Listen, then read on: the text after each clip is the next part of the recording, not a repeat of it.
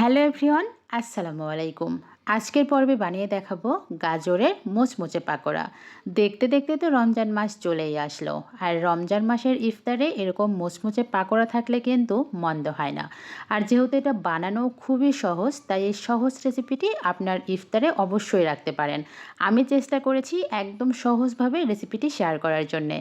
গাজরের মুচমুচে পাকোড়া বানানোর জন্য আমি এখানে 2 পিস গাজর উপরের যে ছিলকাটা থাকে এই ছিলকাটা উঠিয়ে ভালো করে ধুয়ে পরিষ্কার করে নিয়েছি।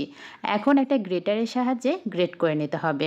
গ্রেটারের যে মোটা অংশটা থাকে এই মোটা দিকটা দিয়েই কিন্তু গ্রেট করে নিতে হবে।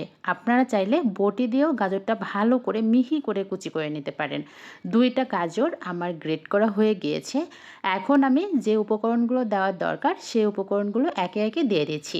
এখানে দিয়ে দিচ্ছি পেঁয়াজ কুচি, কাঁচামরিচ কুচি, সাথে এখন দিয়ে দিচ্ছি এখানে কর্নফ্লাওয়ার 1.5 টেবিল চামচ, আর 1.5 টেবিল চামচ দিয়ে দিচ্ছি ময়দা। তবে আপনারা ময়দার পরিবর্তে আটাও ব্যবহার করতে পারবেন। কালারের জন্য 1/2 চামচ হলুদের গুঁড়া আর স্বাদমতো লবণ, ধনিয়া আর জিরা গুঁড়া 1/2 চামচ। আমি এই গাজরের পাকোড়াতে আর কোনো প্রকার মশলা অ্যাড করব না।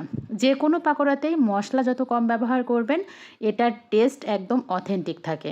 সব কিছু একসাথে ভালো করে মাখিয়ে নিচ্ছি, আর রেস্টে রাখার কোনোই দরকার নেই। এখন চলে যাব সরাসরি এই পাকোড়াগুলো ভেজে নেওয়ার জন্য। কড়াইয়ের মধ্যে আমি পরিমাণ মতো তেল দিয়ে দিচ্ছি, আর তেলটাকে হাই হিটে কিন্তু গরম করে নিতে হবে। গাজরের পাকোড়া বলেন বা আলুর পাকোড়া বলেন, এই টাইপের পাকোড়া বানানোর জন্য চুলার হিটটা কিন্তু মিডিয়াম টু হাই রাখতে হয়, না ছাড়া কিন্তু পাকোড়াগুলো মুচমুচে হয় না। তাই একদম প্রথম থেকে শেষ পর্যায় পর্যন্ত আমি মিডিয়াম টু হাই হিটে পাকোড়াগুলো ভেজে নিব। মোটামুটি 4 থেকে 5 মিনিটের মধ্যেই কিন্তু খুব সুন্দরভাবে পাকোড়াগুলো ভাজা হয়ে যাবে। এক পাশটা হয়ে গিয়েছে, আমি অপর পাশটাও ভালো করে উল্টিয়ে পাল্টিয়ে ভেজে নিচ্ছি। যেহেতু ঘরে থাকাই সব উপকরণ দিয়ে গাজরের পাকোড়া বানানো যায়, তাই অবশ্যই ইফতারে একদিন বানিয়ে খাবেন। আশা করছি ভালো লাগবে। বিশেষ করে যে বাচ্চারা সবজি খেতে পছন্দ করে না, সেই বাচ্চাদেরকে যদি এভাবে পাকোড়া বানিয়ে দেন তারা কিন্তু ভীষণ পছন্দ করবে। আমার কিভান কিন্তু এই গাজরের পাকোড়া খেতে অনেক বেশি পছন্দ করে। ইফতারে যেমন রাখতে পারেন বা বিকেলে চায়ের সাথেও কিন্তু এই মজাদার রেসিপি রাখতে পারেন। তো আমার আজকের ভিডিওটি আপনাদের কাছে কেমন লেগেছে অবশ্যই কিন্তু একটা কমেন্টস করে জানাতে ভুলবেন না।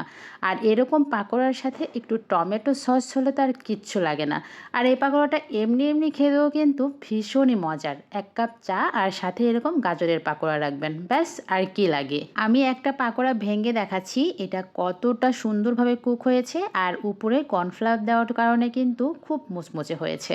তো সবাই ভালো থাকবেন, ইনশাআল্লাহ দেখা হবে নেক্সট কোনো ভিডিওতে। Thanks for watching. আল্লাহ হাফেজ, আসসালামু আলাইকুম।